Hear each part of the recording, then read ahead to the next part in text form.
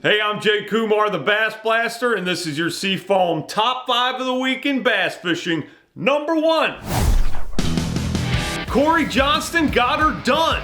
Yep, Canada's Cory Johnston got his first blue trophy after getting real close several times the last 4 years. Now, some guys win blue out of the blue, but not Cory. It's about time. It's just about time. It definitely was about time. So many seconds and thirds, and this time Cory basically could have stayed at the dock on the last day because he won by 21 pounds. Amazing in a 5-fish derby.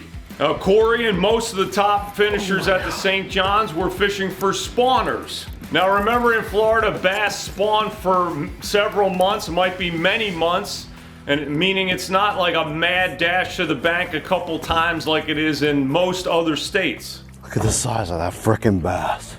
In other words, when the spawn is on in Florida, it's on for a while and is usually pretty stable. Since all spawning bass are a little bit different, Cory fished a few different baits, but his main one was a 3.7-inch 6 cents bongo, which is a craw type bait in green pumpkin.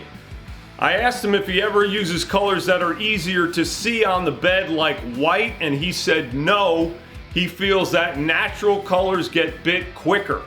Now, he also flipped that bongo in pads the final day when his spawning area was just about done. One quick deal is, even though Bassmaster showed beds on his Garmin live scope, he said he used that to help him catch only one of his wave fish. So now, 3 of the 4 Canadians on the Bassmaster Elite Series have won a tournament: Gussie, Cory, and his brother Chris. The Canadian Bassin invasion is almost complete. Now, not sure how familiar you are with the customs in Canada, but when Cory got back home, he got the traditional welcome. Haha, just messing, guys. Number 2. Now, even though Cory didn't use forward-facing sonar to help him win, can it be used effectively for bedding fish? In other words, can this ultimate suspended fish over deep water sonar help people catch fish in ultra skinny water? Yes, it can. Here's what spawning beds look like on Cory's Garmin live scope in perspective mode. Perspective mode meaning a wide horizontal beam. Now, obviously you can see the beds no problem. So all you need to do is have your brain and hands translate that distance and direction into a cast that's right on the money. Well, that hit the spot. Here's an even better clip of a fish on a bed with live scope in perspective mode that was posted by Bassmaster Elite Series Pro David Mullins. Not sure if you can see that, but you can see, if you were to look at that clip carefully, that fish spinning around the bed to look at his bait. Crazy. So if you're trying to fish for spawners or one big spawner when it's cloudy or the water is rippled, forward-facing sonar can be a game changer. All right, one more quick deal, and that is that sight fishing is the traditional bass fishing technique that's the most like forward-facing sonar. What I mean is you're watching the fish react to your bait in real time. Now, some people don't like fishing for spawning bass, but I don't hear them saying it's cheating or unfair. Number 3. The spawn was on in Florida. Oh, it is on like Donkey Kong.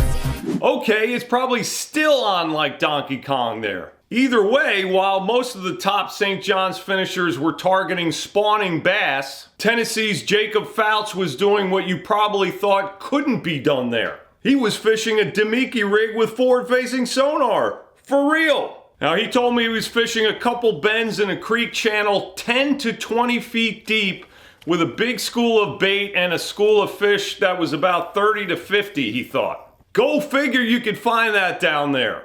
Now, Jacob's a well-known scope hound who uses one of those Times Square size screens, NBT screens, on his bow.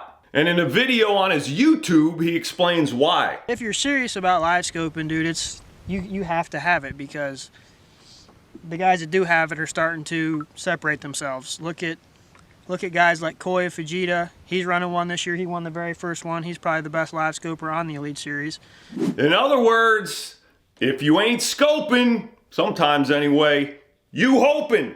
And if that bums you out, just remember, there's always an alien battle cruiser or a Carillion death ray or an intergalactic plague that's about to wipe out life on this miserable little planet. The only way these people get on with their happy lives is they do not know about it. Yikes! Number 4, Rick Clunn. 50 years of pro bass fishing and the St. John's Bassmaster Elite with his 500th pro tournament just on the bass side. Of course, that is legit amazing. For a little perspective, 50 years ago was 1974. That was the year President Nixon resigned because of Watergate. Ali fought Foreman in the Rumble in the Jungle. NFL players went on strike, and the World Trade Center in New York City opened its doors, man. Dang. Anyhow, Rick was on them from then till now. Check out his Bassmaster stats after the St. John's event, which again was his 500th Bassmaster tournament. Here's a few things I noticed. He has more wins than seconds or thirds, and that is rare. 1/4 of his 16 wins are Bassmaster Classics. And of course, he's tied for the most classic wins, 4, with Kevin Van Dam. Realize also that 2 of Rick's second place finishes are in classics. Dude's a gamer. He's been in the top 10 in 25% of the tournaments he's fished. That is insane, man. Wow. And he's finished in the money 63% of the time. Over 50 years. Okay, 2 reasons this will never happen again. The first one I think is obvious. It's longevity. Rick is 77 years old. I mean, most people his age are just trying to get to and from the mailbox okay. I think perhaps, no. But Rick is driving all over the country, putting in long practice and tournament days in the rain and the waves and the cold and the heat, like he's in his 20s. The guy is unbelievable, and don't think he isn't hurting physically either, because he is. Now, the other part of it is winning. Rick has won major tournaments in the 20 teens, the 2000s, the 90s, the 80s, and the 70s. In other words, he's won in every single decade and era of BASS, except the very start in the late 60s and the current 2020s. Well, I guess I can't say it'll never happen again like that, but I don't think so. It would be crazy, crazy hard to pull that off, just that winning part over that 50 years. Just take a sec to think about what Rick has accomplished here. He is the man. Yeah, that kind of man. Number 5. Just a couple quick deals to round this one out. Hi there. Are you a large person, pleasantly plump, a little on the hefty side perhaps? Well, let's face it.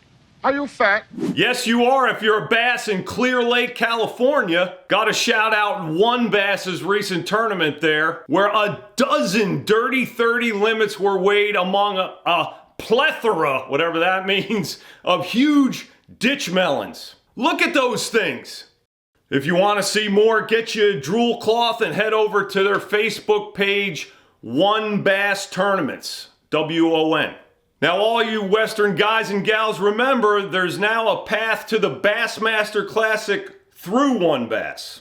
Now, I also want to shout out last year's Major League Fishing Angler of the Year, Matt Becker, for his video on spooling reels upright. Now, I know you think you already know how to do that, and I did too until I watched this video. Here's why it's important. It's affecting your casting distance, it's affecting your retrieve, your gear ratio, like how fast you're retrieving, and it's causing you to get more backlashes because of line twists. Now, personally, I never get backlashes, but maybe this will help you. Yeah, right. Anyhow, here's one tip from the video, which is way too long for here, but you can see it at his YouTube channel. You don't want it sitting upright like this and pulling that line off, because every time it comes off of there, it's adding a twist. So you want that spool to be winding or spinning as you're reeling up into your reel. Man, the pros ain't lazy about anything and they leave nothing to chance. So learn from their OCD selves. Details matter. Heck yeah, they do, Reacher. That's all I got for you this week. Thank you for watching. Thank you, Seafoam. Go to bassblaster.com or .rocks to get all the juice. See you next week. God bless you.